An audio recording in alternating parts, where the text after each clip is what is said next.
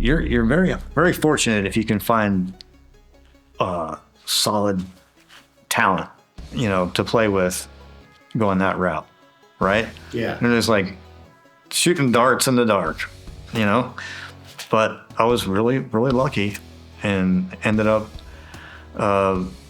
getting a job at a music store, and the manager of the music store happened to be managing this artist from Cleveland, of all places, who was starting a band and needed a guitar player, and they were going to be signed on a major label. And it was like, what? I didn't need to go to MI at all. I just had to come here and get this job at the CD store and then meet this guy. And then, so, you just got to get out there and it's all who you know, and being able to produce, I guess, when on the spot, right? Yeah. And not freak out when given the opportunity, even though you are freaking out. Yeah, keep it cool.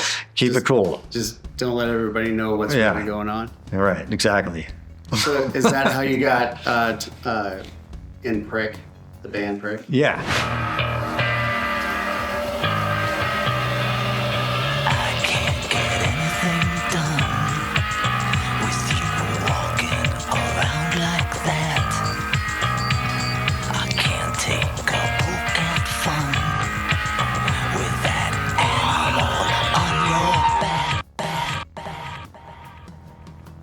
Yeah. And so the guy manages the record store, manages this artist. Yep. And it wasn't even called Prick at that time. It was just this guy. Yeah, was working with this other guy. That was having his record produced by this other guy, and they were still figuring everything out. But it was like I was there at the right place at the right time, and I still had to audition. I had to go through all that, go meet people, and then I go learn songs, go into a rehearsal studio, and that whole awkward thing, where you go in and play a few songs, and then you leave, and then you hope to get called back, or hear something the next day. But like I said, just kind of walked into it, and it seems like that's how it happens, right? It just happens organically like that. And then I'm assuming that the talent that you were in the room with during those auditions were a lot different than those newspaper ads that you would show up at somebody's house or garage, and it's just like, yeah, what the hell am I doing here, right? Yeah, exactly. Yeah. Which is, it's like, wow, okay, so this is what I've been waiting for. This actually is the real deal. Yeah, pretty intimidating. But that's how you learn, right? You jump in the deep end and learn how to swim. So you obviously got called back. What happened after you got that call back? Did you guys work on the album any, or was the album done, or how did that come about after the call? The album had already been started being recorded. I think half of it was probably done. A lot of demos were done. But Kevin McMahon, the singer for Prick, was going to go to England and have some of the record produced by a different producer. And Trent Reznor was going to executive produce those songs. So there was an opportunity for me to go to London with Kevin and play on the record a bit, which was amazing. First time I'd ever been out of the country, let alone in a recording studio environment that wasn't my college, and it was at the Manor in Oxford, England, which is a pretty well-known recording studio that a lot of historic bands have recorded, like Black Sabbath. You can look it up, but it was intense. Old English Manor. We all lived in this house for 10 days, and they had a studio in the barn, old brick, or not brick, it was like stone barn kind of structure, and proper recording environment, great sounding drum room.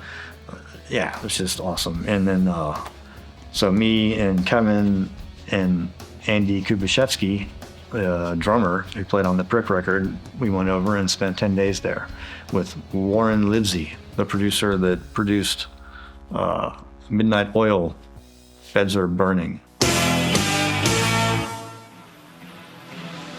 Let's give it back. Yeah, awesome experience. Were you able to use what you learned in school in the studio, or was it just like, oh, this is totally different? No, it's completely different because I'm completely overwhelmed as having to like be a guitar player now, right? So it's like, then you're thinking, your brain just like switches to a different, like switches sides, right? It's like the artist side, engineer side, two different sides of the brain. Sure. So sure, I mean, it helped because I understand the process now and I kind of know what things do, but on the other hand, you kind of want to forget all that and just try and be creative, right? And play well. So. Were you given a lot of creative freedom on that, or was it like the producer said, okay, this is what I want, can you deliver this for me?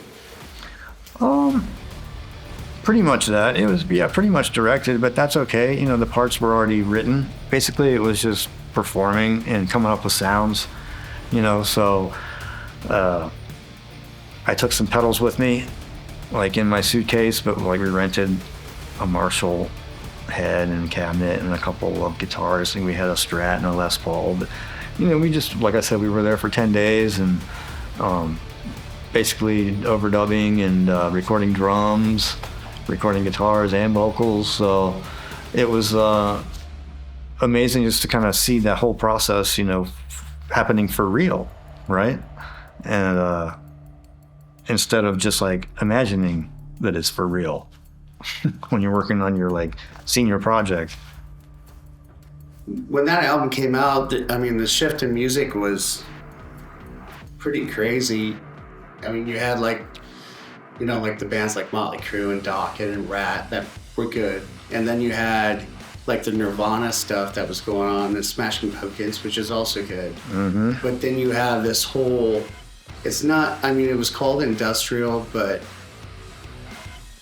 it was industrial metal or rock. Were you guys doing anything crazy with the guitars, or was it pretty straightforward and they manipulated it later because they didn't have a lot of the tools that we have today where you can put it through like I don't know, some we had a weird pitch shifter that's a plug-in or something. We had an Eventide. And that's we had some stuff, yeah. We had Eventide and whammy pedal. Yeah, I mean, we had some stuff.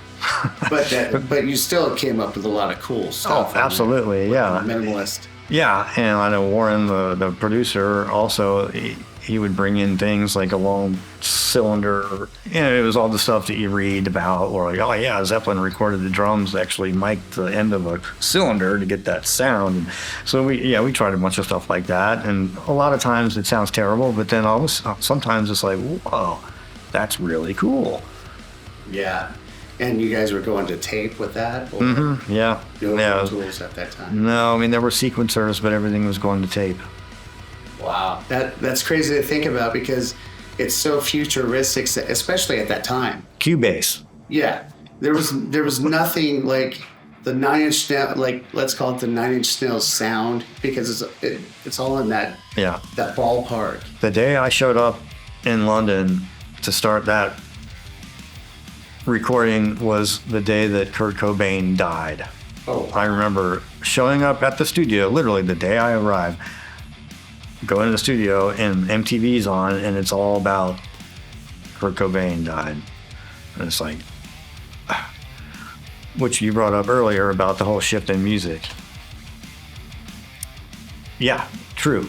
It's like growing up in the 80s, everything was all technical and all flashy, and now it's early 90s, and you want to sound like you don't even know how to play guitar, right? Yeah. That's cool now. It's like, why did I spend all that time learning how to play?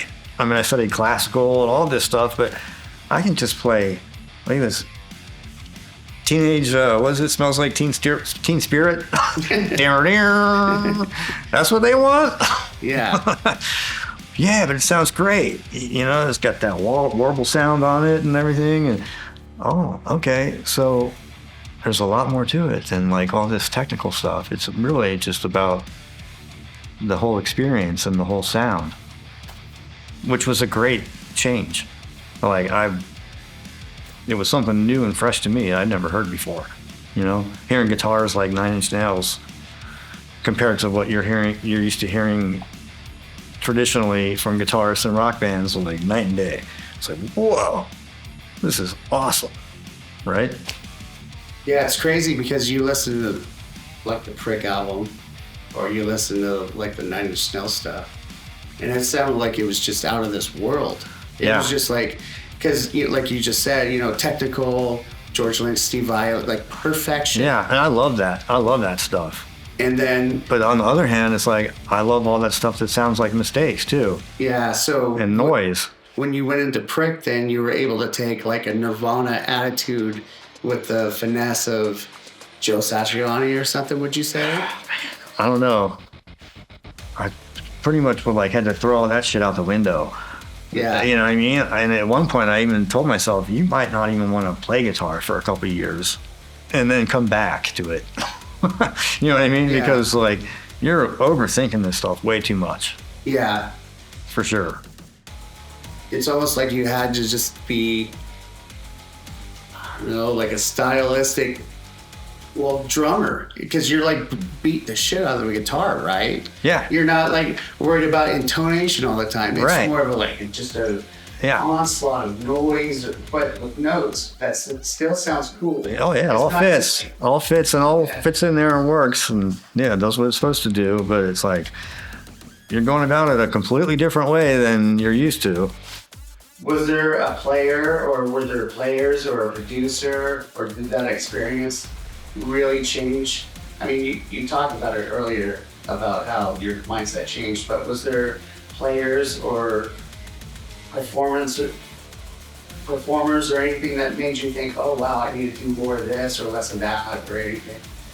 Yeah, when the Garbage record came out, you mentioned Garbage earlier, Butch Vig, right? Yeah.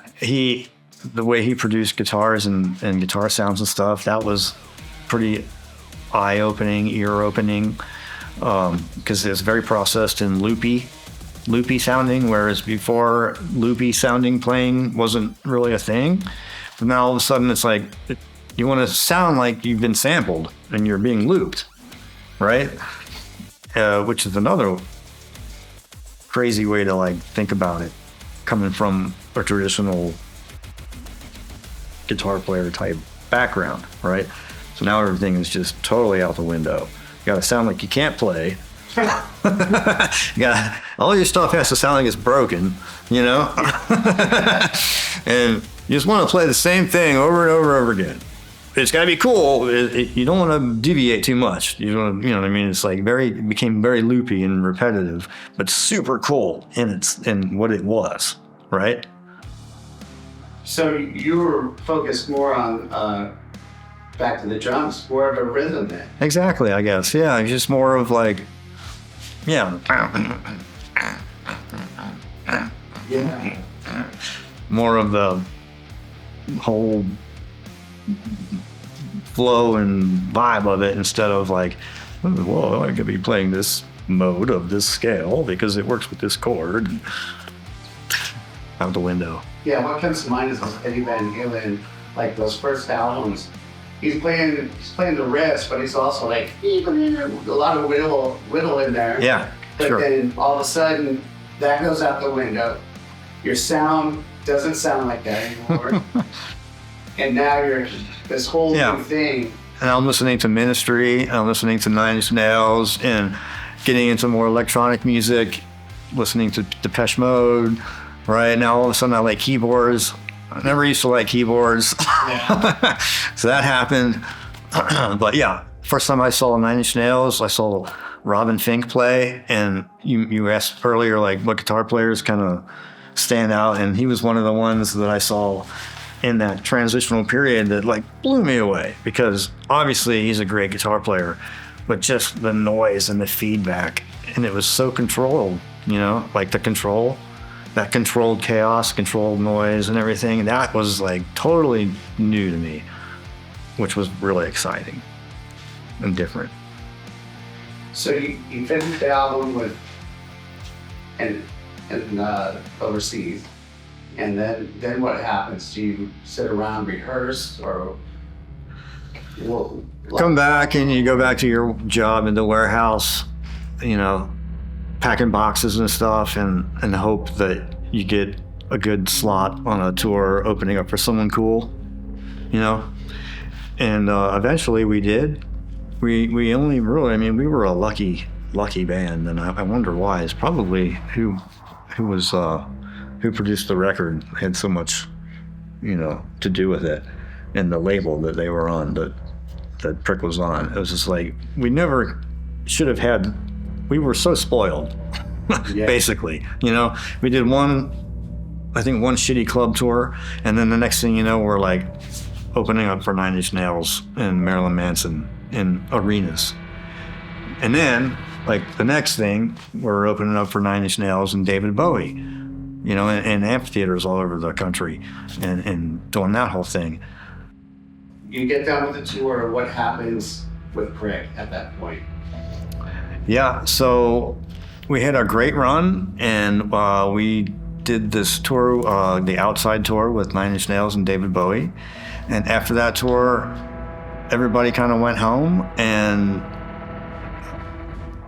it was, the singer was going to work on some new songs for a new record, and kind of did that for a while, and things just happened, and it just didn't work out, and we just never kind of like picked up, and we had the ball, but we never picked it up and ran with it, you know? Yeah. Happens a lot. Yeah. You get all these great opportunities, but then it's like, well, now what? Okay. I don't know, now we're going into that whole dark, depressing shit again. Yeah. so Prick didn't keep going. So you know what happened actually? Here's what happened. We finished the David Bowie 9 Inch Nails Outside tour. Yeah. And 9 Inch Nails were going to do a club tour after that, and they asked Prick to open up, and the singer was sick and wanted to go back to Cleveland and kind of get himself together, didn't want to do the tour, and I think Helmet ended up doing that tour.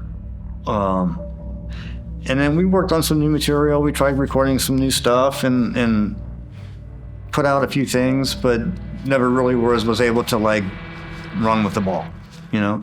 We had a great run. We were super spoiled and probably didn't deserve any of the things that we got to do, but we got to do it, and it was an amazing experience. Thanks for watching Untitled Interview. If you liked the conversation you just watched, be sure to like, comment, and subscribe. If you're interested, there's lots more just like that right here.